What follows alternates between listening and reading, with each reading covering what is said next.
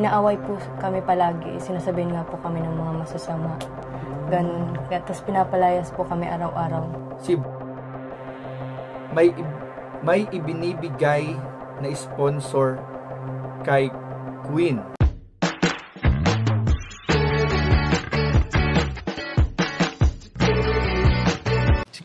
Si Kuya Jens, ano yan, reactor natin yan.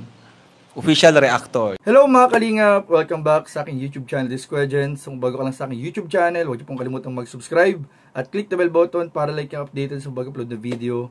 At huwag po natin kalimutang suportahan ng Butim Kalingap sa pangunan ni Kuya Val Santos Matubang, Ate Edna Vlog at syempre Kalingap Rob. At pakisuportahan din po ang aming mga kasamaan sa Butim Kalingap. Nandiyan po ang K-Boys, Kalingap Partner, Kalingap Reactor at lahat po ng charity vlogger sa buong Pilipinas sa tumutulong sa mga kabayan natin na lahat may hirap. Suportahan po natin lahat, guys. So mga Kalingap, meron na naman tayong mga Kalingap ilalabas na detalye o impormasyon patungkol po mga Kalingap sa taong nagbalak magwakwak dito kay Queen ng Iriga City. Yung pong half German, half Pilipina po na bagong scout po ni Kalingap Rab, bagong beneficiary ni Kalingap Rab na pinagtangkaang wakwakin agad. Nakakaisang episode pa lang mga Kalingap, winawakwak na. Ang ibig natin sabihin mga Kalingap ng wakwak ay yung para pong nagtatangka na agad na sulutin mga Kalingap sa pamamagitan ng pagdirektang contact po dun sa beneficiary, which is napakalaking bawal po, napakalaking bawal sa Team Kalingap na yung sponsor po ay magdirekta sa beneficiary kasi pinagmumulan po yan mga Kalingap ng mga issues at minsan napapasama po dyan yung beneficiary. At nung mga nakaraan pang mga panahon ay merong mga pagkakataon din na dahil sa ganyang mga issue ay nakuha po ng sponsor yung beneficiary.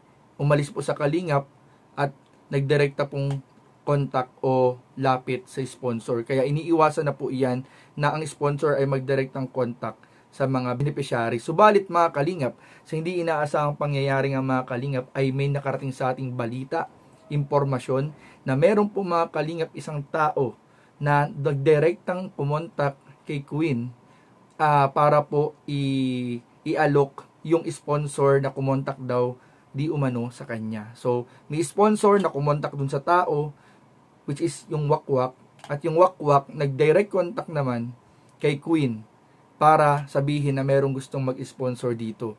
Kasi napaka-grabe po ito mga Kalingap, na mamaya po ilalabas po natin mamaya yung chat, screenshot ng chat mga Kalingap na magpapangalan po dahil pinangalanan po mga Kalingap yung wakwak. Kaya tapusin niyo po yung buong video mga Kalingap dahil mamaya malalaman po natin mga Kalingap yung nilalaman ng screenshot ng chat po mga Kalingap.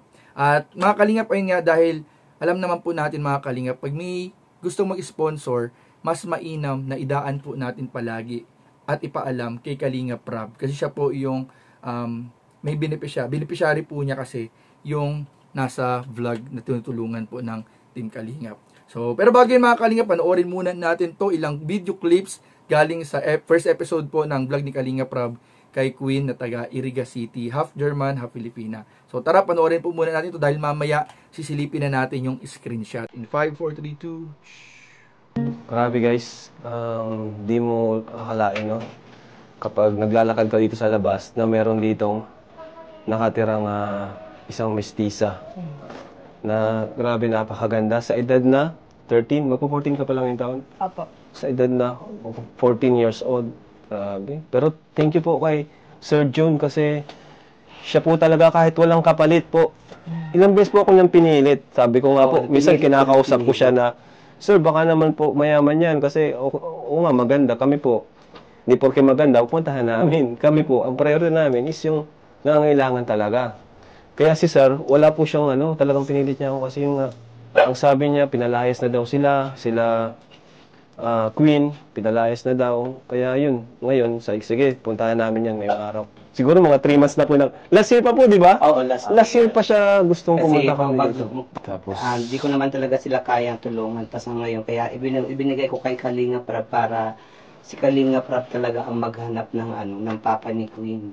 Tsaka makakatulong. Alam ko makakatulong. Kami naman po is sa tulong lang naman po ng ating YouTube channel is para maraming makapanood at baka makilala siya ng kanyang tatay na matagal na siyang hinahanap. Baka naghahanapan sila parehas. So sana makatulong po itong upload na ito para matulungan din po si Queen sa kanyang pag-aaral kasi kita naman po natin sa paligid na to kung gaano rin sila naghihirap, no, sa lugar na ito. Ibig sabihin, Queen, sino yung tumatayong ama mo ngayon? Si mama na rin po. Mama mo na lang din? Opo. At the same time rin po. Kaya pala, gustong-gusto mo makita ang papa mo kasi longing ka rin, di ba, na magkaroon ng talagang tunay na ama. Na, syempre, pag babae, di ba, ano yun, mas close yan sa tatay. So, dito pala, mga kalingap, nakatira si Queen. Pakita mo bro yung paligid. Actually, hindi pa nga niya tutunay na tirahan. Wala talaga siyang tirahan. Wala po sa lang. Ayan, so, ngayon, Nakitira lang. Nakitira lang kasi pinapalayas na sila. Pinapalayas na kayo. Bakit kayo pinapalayas? Sa kinakasama ng mama mo, bakit? Naghiwalay na ba sila? Hindi naman po. May problema po talaga sila po talaga. Yung mga anak po kasi nung ano po ni mama, yung nakarelasyon po inaaway po kami palagi. Sinasabihin nga po kami ng mga masasama. Ganun. Tapos pinapalayas po kami araw-araw. Kaya napilitan po talaga kaming umalis na lang kasi nakakaya naman po kasi mga kapitbahay na palaging pinapaalis. Okay. Parang kayo na mismo yung nagkusa. Kasi ramdam nyo naman na pinapaalis na kayo. So anong pakiramdam, Queen, ng ganito yung buhay nyo? Kayong dalawa, wala kang ama, and kumbaga di mo alam yung direksyon ng buhay mo. And yun nga, nag-modeling ka, di ba? So anong pakiramdam? Ano yung feeling mo ngayon? Ano po, super lungkot po kasi parang pinaka-hard na po sa buong buhay ko yung parang ganito kasi wala na nga pong bahay, wala pa pong makakapitan si mama para po, kasi puno na po siya ng utang kasi nga po kahit pangkain, puro na lang po, inkan, mga ligo, ganun araw-araw.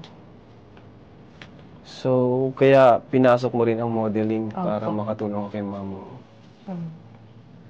Grabe din palang pinagdaanan ni Queen. Pati pagkain para hirap na rin kayo ni mama mo. Pero syempre, okay naman siya, proud ka sa kanya. Kay mama. Opo, proud na proud po. Kasi wala nga po siyang kasama po sa buhay pero nakakaya niya pa rin po kami. Napakaingin araw-araw. Saka kanina nabalitaan ko na supporter din siya ng Kalingap. Kaya natutuwa din po ako sa kanya. Bakit ginagawa mo, Queen, yung pag-modeling? Pinasok mo yung pag-modeling? Para makatulong rin po kay mama rin po at the same time. And sa rin po, gusto ko rin nga po talaga rin. Yung sariling bahay po kasi baka po ngayon paalisin na rin po kami dito kasi matagal-tagal naman na. Tas, ganun po. Pero po sa modeling, hindi po ako yung binabayaran. Ako po yung nagpapabayad kasi wala na nga po akong pabayad pa naman. Kaya sila po yung nagbabayad sa akin. Ikaw sila nagbabayad sa'yo? Opo. Parang extra mo. Opo, Pero sapat ba yung kinikita mo doon? Minsan po hindi po talaga sapat kasi minsan nga po na lang po yung more on sa pagkain lang po yung sa amin tas sa pag-aral. Grabe, no? Pero ang grabing effort sa ibang buhay mo pag-modeling, mapabod yan. Alam ko yan eh. Grabe ang grind dyan. Tapos syempre di naman talaga nababayaran. Minsan, talagang kulang. Lalo na kung nagsisimula ka pa lang. So ayun nga mga Kalingap, so ito na nga yung oras kung saan ipapakita ko rin po sa inyo. Hindi natin itatago mga Kalingap. Dalawa po kasi yung screenshot mga Kalingap. Dalawa ang screenshot na nakuha po natin. Nakarating po sa atin mga Kalingap. Yung isang screenshot po, bawal lang po muna ito. Baka bawal po i-ano ko muna pasilaw. Ito po mga Kalingap. Hindi nyo yan mababasa kasi masilaw nga yung ilaw natin dito. Pero screenshot po yan. Screenshot po ito mga Kalingap ng chat kung saan pinangalanan po yung nagtatangkang magwakwak. So, ang nakalagay po dito mga Kalingap, si Blank may ibinibigay na sponsor kay Queen. Paano po ang gagawin? Paano po ang gagawin? Ano yun?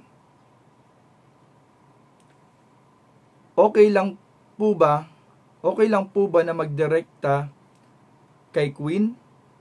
Kasi po sa pagkakaalam ko ay bawal po 'yun.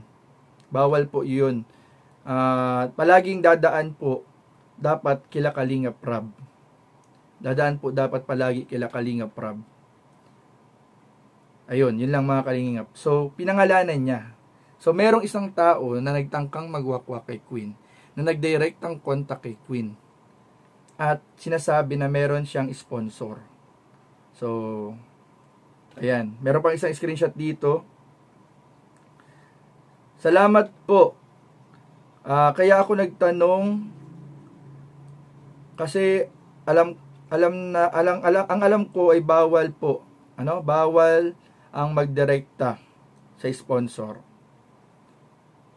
Ayun. Aware naman daw po si Queen tsaka yung nanay. Aware din po mga Kalingap na bawal po yung ganun. Ayun, mga Kalingap, yung lesson natin dun mga Kalingap, idirektang daan palagi kay Kalingap Rab. Ang nakakatawa dito mga Kalingap, ang nakakatawa po dito, yung nagtangkang magwakwak. Yung nagtangka po magwakwak. Hanggang ngayon, hindi pa nagpa-public apology kay Kalingap Rab. Or hindi pa nagpapaliwanag ng side niya. So siguro, ibig sabihin, wala pang pumuputak. Kasi pag nagpumutak itong wakwak na ito, pag pumutak ito sa social media, malalaman natin lahat na siya yung guilty siya. So, tahimik lang to mga Kalingap, nahimik lang siya ngayon, itong wakwak na to. So, hintayin natin na magpaliwanag siya ng side niya kay Kalingap Rab, o magpaliwanag siya ng side niya sa social media.